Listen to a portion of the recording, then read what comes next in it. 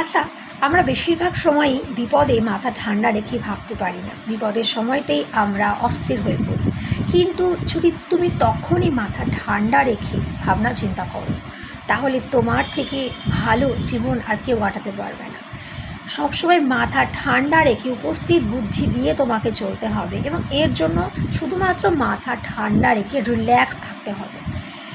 আমি একটা সময় কী করতাম, খুব ছটফট করতাম, খুব বেশি ওভার থিঙ্ক করতাম, যার জন্য লাইফে অনেক অনেক কষ্ট পেতে হয়েছে, অনেক কিছু পেয়েও পাইনি, এমনটা হয়েছে।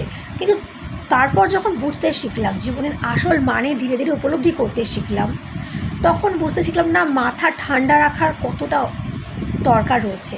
তাই সবসময় মাথা ঠান্ডা রাখবে, ভাবনা চিন্তা করতে শিখবে, প্রবলেমের দিকে ফোকাস না করে সলিউশন খোঁজার চেষ্টা করো। সেই প্রবলেম থেকে কী করে বের হবে ঠান্ডা মাথায় সেটা ভাবার চেষ্টা করো, তাহলে জীবনের সব সমস্যা থেকে